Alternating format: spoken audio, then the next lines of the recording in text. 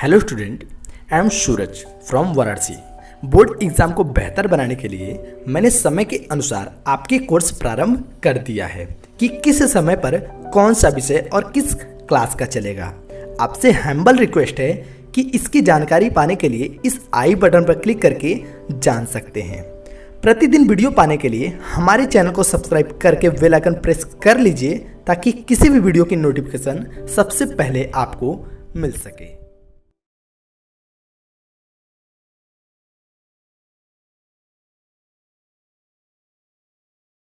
हाँ नमस्कार स्टूडेंटों, जैसा कि आप जान रहे हैं कि कल का मैंने एक वीडियो दिया है फिजिक्स के विषय में, तो आज हम उसके आगे बढ़ेंगे और किसी भी शरीर या वस्तु को आवेशित करने की विधि का अध्ययन करेंगे। तो चलिए शुरू करते हैं।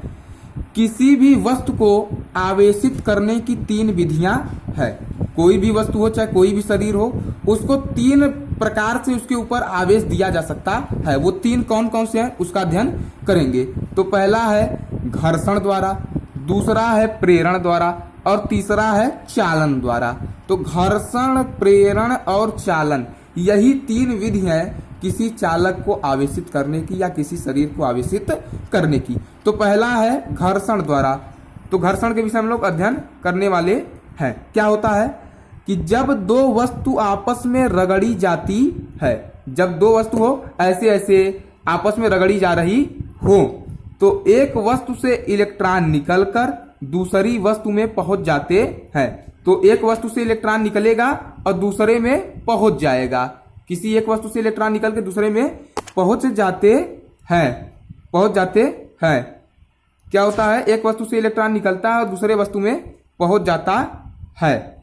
आप लोग करे होंगे बचपन में कि आप लोग पेंसिल या पेन को बाल से अपने रगड़ते रहे होंगे, तो जो आपकी पेन है वो आवेशित हो जाती है और कागज को अपने पास उठा लेती है। वही वाली क्रिया है फिजिक्स में।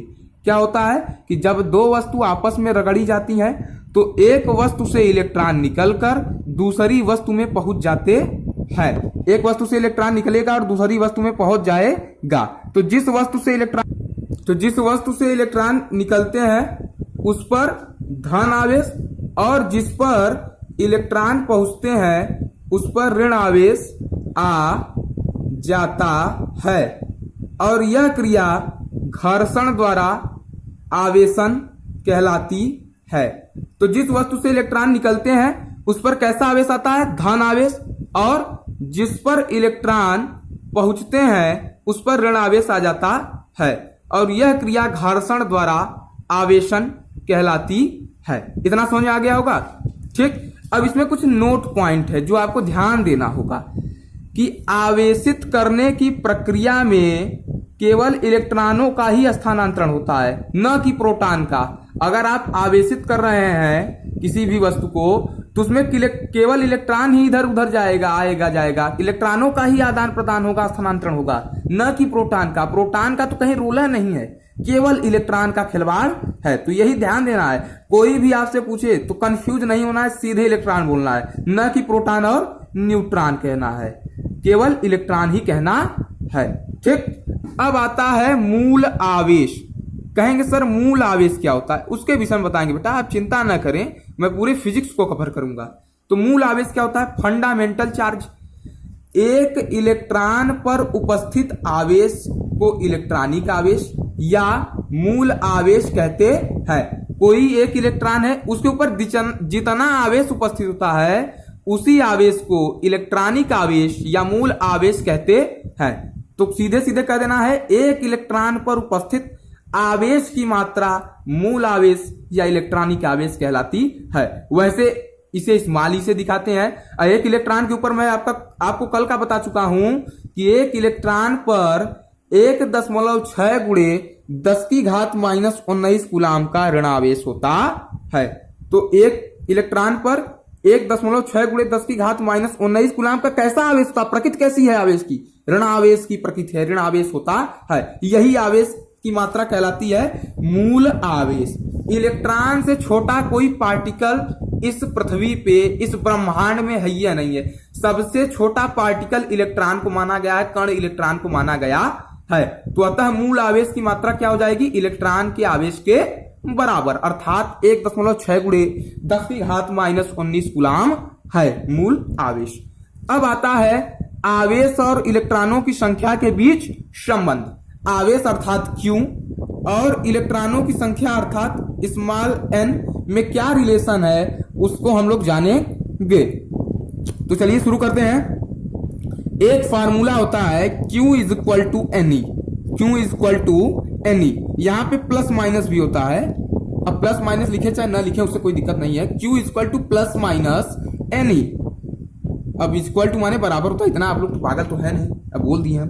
अब जैसा देखिए यहाँ पर सबका अर्थ समझ लिए कौन क्या है। फिजिक्स में आप जब भी सूत्र लिखे, परीक्षा में लिखे चाहे कहीं भी लिखे, तो हर एक अवयव का उसमें आप बताएं कौन क्या व्यक्त करता है, तब ज्यादा अच्छे नंबर आप प्राप्त कर सकते हैं। तो यहाँ पर Q बराबर प्लस माइनस NE मैंने बता दिया। जहां पर Q तो आप लोग समझ रहे हैं आवेश होगा। N क्या है? N माने नंबर ऑफ इलेक्ट्रॉन, इलेक्ट्रॉनों की संख्या। और ये क्या है? एक इलेक्ट्रॉन का आवेश अर्थात मूल आवेश, जिसको 1.6 गुणे 10 की घात माइनस 19 कूलाम आपने अभी कहा था, ऊपर जो ये बताया गया है यही है। 1.6 गुणे 10 की घात माइनस 19 कूलाम, ये है एक इलेक्ट्रॉन का आवेश। फिर समझ लिए Q यहाँ पर वस्तु का आवेश है, N क्या है? इलेक्ट्रॉनों की संख्या है, और E क्या है? एक इलेक्ट्रॉन का आवेश अर्थात मूल आवेश 1.6 गुणे 10 की घात माइनस 19 कूलाम। सवाल में आपको नहीं देगा तो भी आपको ये मान याद रखना पड़ेगा। अब आते हैं न्यूमेरिकल। इस पे सवाल कैसे पूछे जाते हैं, तो इस पे सवाल बहुत कठिन नहीं पूछे जाते बेटा, बस ध्यान देना है। 2 न्यूमेरिकल मैं बताऊंगा, 2 आपको दूंगा, आप कमेंट करके मुझे बताइएगा कि आपको समझ में आया या नहीं। अगर नहीं आएगा तो मैं फिर से आपको बताने की पूरी कोशिश करूंगा, ठीक। तो देखिए एक न्यूमेरिकल मैंने लिया है कि किसी वस्तु पर 6.4 गुणे 10 की घात माइनस 17 कूलाम का धनात्मक आवेश है। तो कितने कूलाम का है? 6.4 गुणे 10 की घात माइनस 17 कूलाम का धनात्मक आवेश है। अब कह रहा है कि बताइए उस पर कितने इलेक्ट्रॉनों की कमी या अधिकता है। अब पहली बात, कल का जो वीडियो देखे होंगे बच्चे, वो एक चीज बता सकते हैं बिना देखे। धन आवेश कब आता है किसी वस्तु पर? जब उसमें इलेक्ट्रॉन की कमी होती है, इलेक्ट्रॉन की मात्रा कम हो। ऋणात्मक आवेश कब आता है? जब इलेक्ट्रॉन की मात्रा अधिक हो। तो यहाँ पर धनात्मक आवेश है, तो पहली बात धनात्मक आवेश तो इलेक्ट्रॉन की कमी होगी कि अधिकता? तो सीधे कह देना इलेक्ट्रॉन की कमी होगी। अब कितने इलेक्ट्रॉन की कमी होगी वह इस सूत्र से हम लोग निकालेंगे। तो पहले कोई भी सवाल दिया हो उसमें देखिए क्या क्या दिया है और क्या पूछ रहा है। जो दिया है और जो पूछा है उसमें क्या रिलेशन होता है, कैसे निकालेंगे। तो देखिए यहां पर आवेश की मात्रा दी है Q का मान दिया हुआ है 6.4 गुणे 10 की घात माइनस 17 कूलाम, इतना दिया हुआ है, ठीक। इलेक्ट्रॉनों की संख्या पूछ रहा है, कितने इलेक्ट्रॉन की कमी, मतलब इलेक्ट्रॉन की संख्या N का मान पूछ रहा है। और एक इलेक्ट्रॉन का आवेश आप लोग मूल आवेश जान ही रहे हैं, 1.6 गुणे 10 की घात माइनस 19 कूलाम होता है। इतना मान दिया हुआ है। तो जैसा देखिए हम यहां पर फार्मूला लिख दे रहे हैं Q बराबर NE। तो Q बराबर NE, तो यहां पर N बराबर क्या हो जाएगा? Q के बटे में E हो जाएगा। N बराबर Q बाई E, ये फार्मूला हो गया। तो N पूछ रहा है, Q का मान वहां पर देखे थे आप लोग 6.4 गुणे 10 की घात माइनस 17 दिया हुआ था, और E का मान दिया हुआ है 1.6 गुणे 10 की घात माइनस 19। तो यहां पर देखिए दशमलव से दशमलव काट देंगे, 16 चौका 64, ये माइनस 19 जाएगा ऊपर तो प्लस 19 बन जाएगा। तो हो जाएगा क्या? 4 गुणे 16 चौका 64, 10 की घात माइनस 17 अगुड़े ये माइनस 19 है तो ऊपर जाएगा तो 10 की घात प्लस 19 बन जाएगा।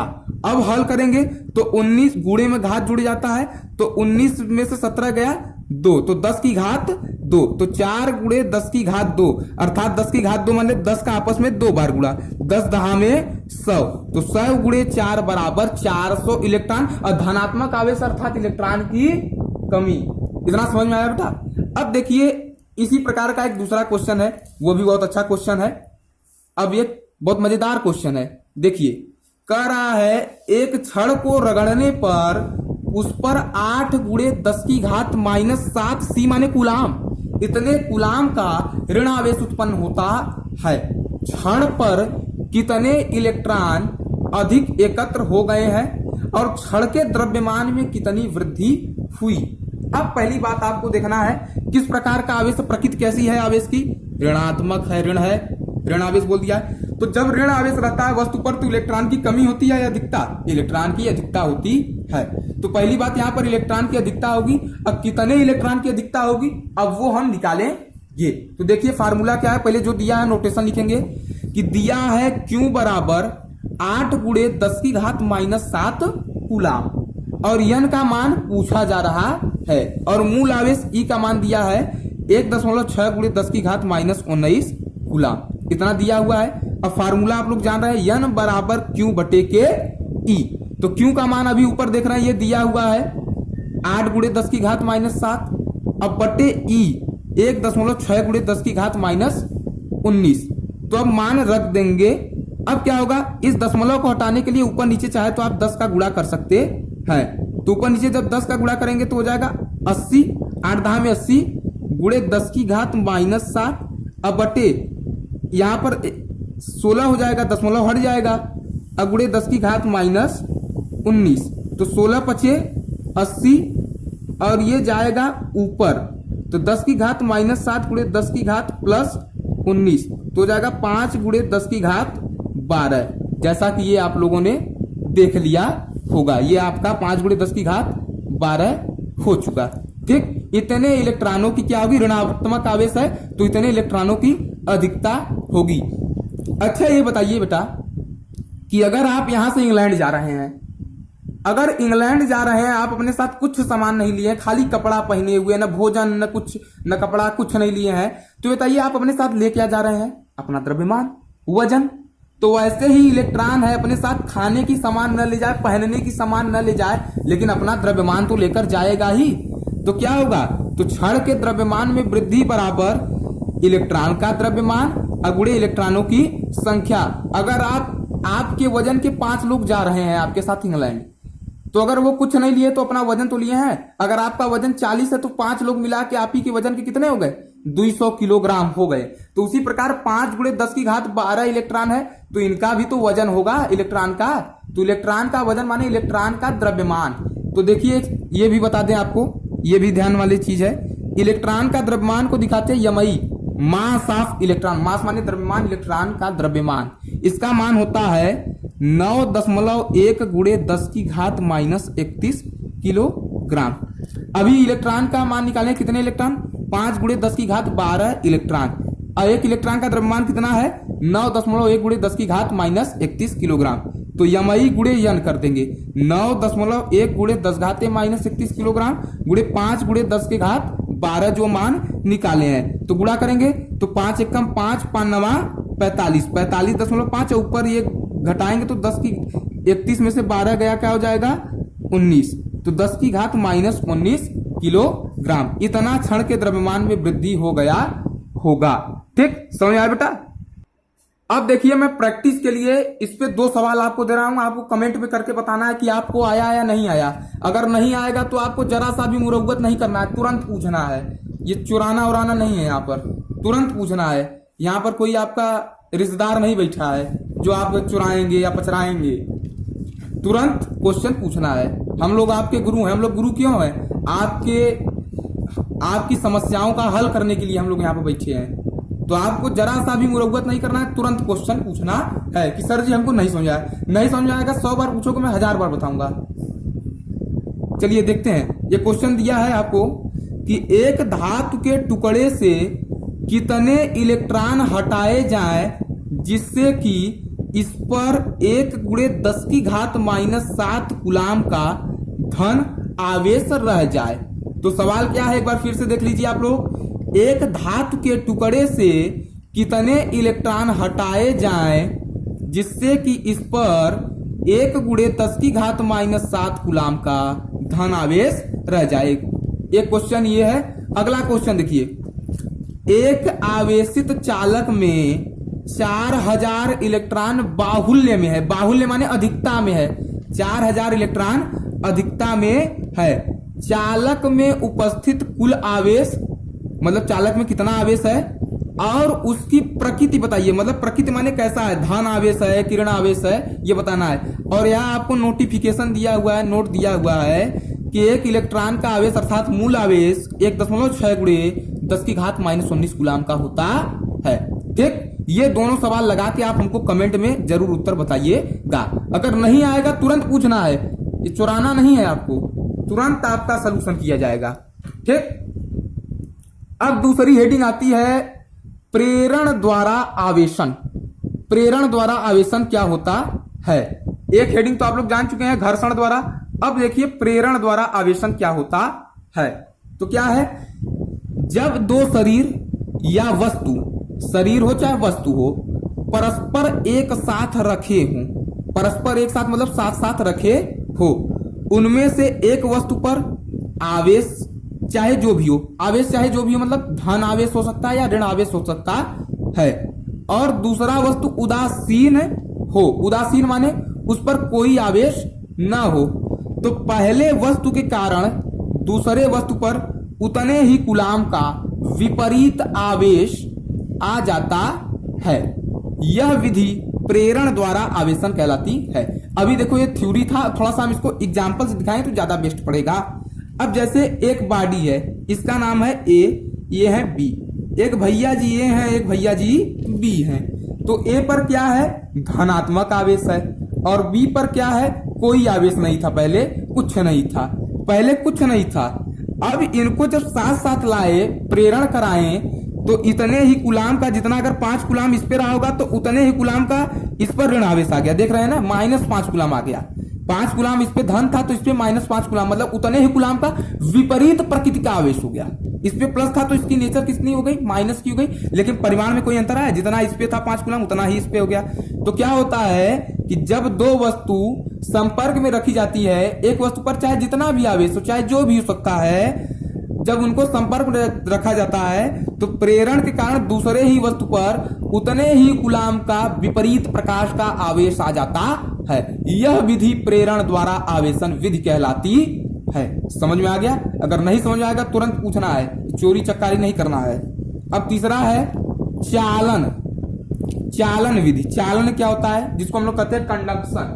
कंडक्शन क्या होता है कि जब दो वस्तु एक साथ संपर्क में रखे होते हैं, दो वस्तु है, मान लीजिए ये है ए है और ये है बी, ये ए और बी परस्पर क्या है, साथ में रखे हुए हैं। तो जब दो वस्तु एक साथ रखे हों संपर्क में, तो उनमें से इलेक्ट्रॉनों का आदान प्रदान ही चालन विधि से आवेशन कहलाता है।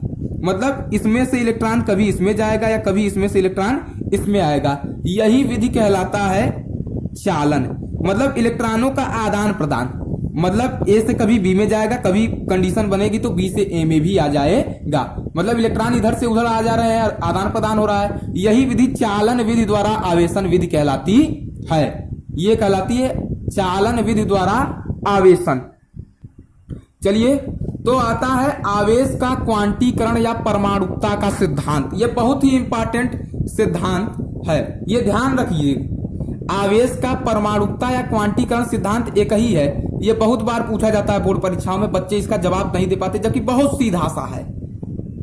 अभी आप एक चीज जान रहे हैं, Q बराबर यनई जान के आए हुए हैं। अभी मैं फार्मूला बताया हूं, Q बराबर यनई। जो यहां पर यन है, यह कभी भी 1.5 या 2.5 भिन्न संख्या नहीं होगा, या फ्रैक्शन नहीं होगा, या दशमलव में नहीं होगा। ये जब भी रहेगा पूर्ण संख्या रहेगा, 1 रहेगा, 1 रहेगा, 2 रहेगा, 3 रहेगा, ये हो सकता है, लेकिन कभी भी बटे या दशमलव में ये नहीं होगा। यही सिद्धांत कहलाता है आवेश की परमाणुकता या क्वांटीकरण का सिद्धांत। तो इसको लिखेंगे कैसे हम लोग परीक्षा में, ये देखते हैं। तो लिखिए, आवेश के परमाणुकता सिद्धांत के अनुसार जो किसी भी वस्तु पर इलेक्ट्रॉन की संख्या, किसी भी वस्तु पर जो इलेक्ट्रॉन की संख्या है हमेशा एक पूर्ण संख्या होती है। कोई भी वस्तु रहे उस पर जो इलेक्ट्रॉन की संख्या मतलब यन कभी भी दशमलव भिन्न ये सब नहीं होगा। जब भी होगा वह एक पूर्ण संख्या होगा। पूर्ण संख्या जानते हैं, जो अपने आप में पूरा पूरा हो, उसमें दशमलव या भिन्न ये सब न लगा हो, वो एक पूर्ण संख्या अर्थात n बराबर 1, 2, 3 ये सब होगा। ठीक, तो जो इलेक्ट्रॉन की संख्या है वो हमेशा एक पूर्ण संख्या होती है। इलेक्ट्रॉन की संख्या को विभाजित नहीं किया जा सकता है, अर्थात बांटा नहीं जा सकता, वही दशमलव या भिन्न में उसको नहीं लिया जा सकता है। इस सिद्धांत को आवेश की परमाणुकता या क्वांटीकरण सिद्धांत कहते हैं।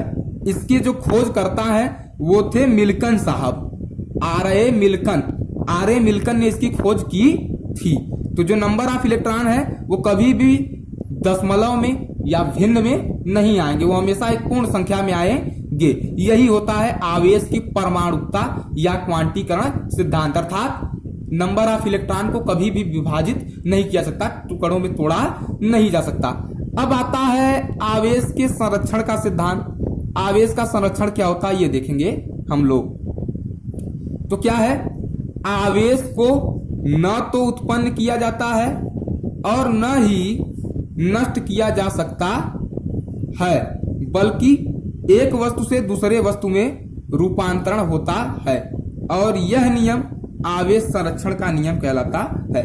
देखिए, जितने भी संरक्षण के नियम होते हैं वो न तो नष्ट किए जाते हैं और न ही उत्पन्न किए जाते, बल्कि एक का दूसरे में अदला बदली होता है, इधर उधर होते हैं, आदान प्रदान होता है। यही आवेश के साथ भी है।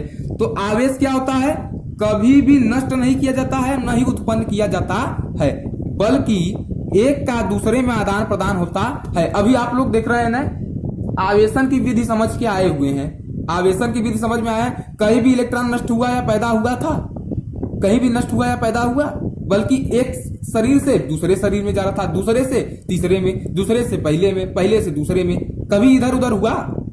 वही बात है, आवेश को न तो उत्पन्न किया जा सकता है और न ही नष्ट किया जाता है, बल्कि एक वस्तु का दूसरे वस्तु में रूपांतरण होता है, मतलब अदला बदली होती है, इधर से उधर, कभी उधर से इधर। अगर पूछ दिया जाए ऊर्जा संरक्षण का सिद्धांत क्या होगा, तो जितने भी संरक्षण के सिद्धांत है वो न तो उत्पन्न किए जाते हैं और न ही नष्ट किए। तो ऊर्जा क्या होगा, तो क्या बोलेंगे आप लोग परिभाषा, ऊर्जा को न तो नष्ट किया जाता है और न ही उत्पन्न किया जाता है, बल्कि एक शरीर से दूसरे शरीर में ऊर्जा का रूपांतरण हो जाता है। यह नियम ऊर्जा संरक्षण का नियम कहलाता है। तो वैसे ही आवेश संरक्षण का भी नियम होता है। अब आता है कूलाम का नियम। कूलाम का नियम, तो कूलाम जो साइंटिस्ट थे जिन्होंने आवेश की मात्रा, आवेश की खोज की थी, जिसके नाम पे आवेश का मात्रा रखा गया है कूलाम, तो कूलाम एक वैज्ञानिक थे। उन्होंने अपना एक नियम दिया था 1785 ईस्वी में, जिसे कूलाम का नियम कहते हैं। तो कूलाम ने 1785 ईस्वी में एक अपना नियम दिया जिसे कूलाम का नियम कहते हैं। ये कूलाम का नियम है क्या, देखो बेटा, ये दो आवेश है Q1 और Q2। ये दो आवेश है, मान लीजिए ए बी बिंदु पर है, दो आवेश Q1 और Q2 रखे हुए, इनके बीच की दूरी क्या है, स्मॉल r है, एक से दूसरे के बीच की दूरी स्मॉल r है। तो ये उन्होंने कहा कि दो बिंदु आवेशों के बीच लगने वाला आकर्षण या प्रतिकर्षण। अब देखिए, दो बिंदु आवेश है, अगर प्लस प्लस है तो क्या होगा, एक दूसरे से प्रतिकर्षित होंगे, प्लस माइनस है तो आकर्षित होंगे। ये कल के वीडियो में मैंने बताया था। तो दो बिंदु आवेश है, यहाँ तो दोनों प्लस है, प्लस Q1 है प्लस Q2, तो एक दूसरे से दूर भाग रहे हैं, देख रहे हो, ये इसको इधर ढकेल रहा है और ये इसको इधर ढकेल रहा है। तो दो बिंदु आवेशों के बीच लगने वाला, अब दो बिंदु आवेश है तो इनके बीच दो टाइप का बल लग सकता है, एक तो आकर्षण बल, एक तो प्रतिकर्षण बल। तो दो बिंदु आवेशों के बीच लगने वाला आकर्षण या प्रतिकर्षण बल इनके आवेशों के गुणनफल के, मतलब ये दोनों आवेश जो है इनके गुणनफल के समानुपाती तथा बीच के दूरी के वर्ग के व्युत्क्रमानुपाती होता है। अब इसको देखिए, हम थोड़ा सा और डीपली समझाएंगे तो आपको ज्यादा समझ आएगा। पहले इन्होंने स्टेटमेंट क्या कहा कि जो लगने वाला बल है इनके आवेशों के गुणनफल के समानुपाती, मतलब प्रोपोर्शनल, यफ प्रोपोर्शनल, यफ समानुपाती Q1 गुणे Q2, आवेशों के गुणनफल के समानुपाती। पहले इन्होंने ये कहा ना लगने वाला बल, तो यफ प्रोपोर्शनल, यफ समानुपाती Q1 गुणे Q2, इसको नाम दे दिया समीकरण 1। दूसरा इन्होंने क्या कहा कि बीच के दूरी के वर्ग के व्युत्क्रमानुपाती, बीच की दूरी r है, r का वर्ग मतलब r स्क्वायर, r स्क्वायर के व्युत्क्रमानुपाती, r स्क्वायर का उल्टा 1/r स्क्वायर, जैसे 2 का उल्टा 1/2 होता है, वैसे r स्क्वायर का उल्टा 1/r स्क्वायर। तो बीच के दूरी के वर्ग के व्युत्क्रमानुपाती f proportional to 1/r square, इन्होंने ये कहा दूसरे नियम में। अब देखिए इसके बाद हम बताते हैं। तो देखिए दोनों समीकरण 1 व 2 को मिलाने पर तो F समानुपाते Q1 Q2 अब बटे R स्क्वायर हो जाएंगे। समीकरण को जब मिलाएंगे तो Q1 Q2 ऊपर है, R स्क्वायर व्युत्क्रमानुपाती था, बटे में था, तो ये ओवरऑल पूरे के बटे हो जाएगा। अब देखिए जब समानुपाते के लिए हटाते हैं तो कोई एक नियतांक लगाती है, समानुपातीय नियतांक। तो यहां पर यही नियतांक लगेगा F बराबर K Q1 Q2 बटे R स्क्वायर। K क्या है? जहां पर समानुपाती स्थिरांक या नियतांक। अब इसका मान भी फिक्स होता है। K बराबर होता है 1/4 पाई एप्सिलॉन 0 या एप्सिलॉन नॉट भी पढ़ते हैं, एप्सिलॉन 0 पढ़ते हैं, लिख दे रहे हैं इधर, इसको पढ़ते हैं एप्सिलॉन 0 पढ़ते हैं, ठीक। तो K का मान क्या है? 1/4 पाई एप्सिलॉन 0। ये पूरा जो मान है ये फिक्स होता है। इसका मान होता है 9 × 10⁹ न्यूटन मीटर स्क्वायर प्रति कूलाम स्क्वायर। ये पूरा मान फिक्स होता है। अब देखिए तो चाहे तो हम यहां पर मान भी रख सकते हैं K का। F बराबर 1/4 पाई एप्सिलॉन 0 Q1 Q2 बटे R स्क्वायर, ये हो गया। अब सबका इस फार्मूले में यही कूलाम का नियम है। अब सबका अर्थ समझ लीजिए। एप्सिलॉन 0 क्या है? रिक्त स्थान या निर्वात। निर्वात माने वात माने हवा, निर्वात माने जहां पर हवा पहुंच न पाए। रिक्त स्थान या निर्वात की विद्युतशीलता, इसके विषय में भी आगे वीडियो में बात किया जाएगा। अभी फिलहाल आप जान लीजिए कि इसको कहते हैं रिक्त स्थान या निर्वात की विद्युतशीलता। इसका मान होता है 8.85 × 10⁻12। ये देखिए ऊपर वाले का मात्रक था न्यूटन मीटर स्क्वायर प्रति कूलाम स्क्वायर, तो अब इसका उलट जाएगा, कूलाम स्क्वायर प्रति न्यूटन मीटर स्क्वायर इसका मात्रक हो जाएगा। इसको कहते हैं रिक्त स्थान या निर्वात की विद्युतशीलता। इसका मान होता है 8.85 × 10⁻12 कूलाम स्क्वायर प्रति न्यूटन मीटर स्क्वायर। अब यह क्या है? बिंदु आवेशों के बीच लगने वाला बल। जो दोनों बिंदु आवेश है उनके बीच लगने वाला बल। अब वो बल आकर्षण का भी हो सकता है, प्रतिकर्षण का भी हो सकता है। Q1 और Q2 क्या है? दोनों बिंदु आवेश। दोनों जो आवेश थे Q1 और Q2 नहीं रखे थे ऐसे, Q1 और Q2 ऐसे रखे हुए थे ना, बीच की दूरी R थी। तो यही दोनों बिंदु आवेश Q1 और Q2 जो है क्या है? दोनों बिंदु आवेश है। R क्या है?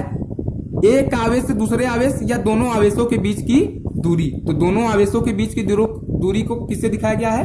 R से दिखाया गया है। अब आता है कूलाम के नियम के लिए आवश्यक शर्तें। यह नेक्स्ट वीडियो में बताया जाएगा। अगर आपको वीडियो पसंद आता है तो आप लाइक करें और स्टडी नॉलेज चैनल को सब्सक्राइब जरूर करें और कमेंट बॉक्स में कमेंट करके बताएं और जो सवाल दिए उसको हल करें। और जहां भी आपको समझ नहीं आता है बिल्कुल पूछ सकते हैं। ये चोरी चक्कारी नहीं करना, पहली बात मैं बता दे रहा हूं। मेरे पढ़ाने का उद्देश्य कि आपको आना चाहिए। मैं टेस्ट लूंगा तो मुझे 90% चाहिए, मेरा उद्देश्य ये है।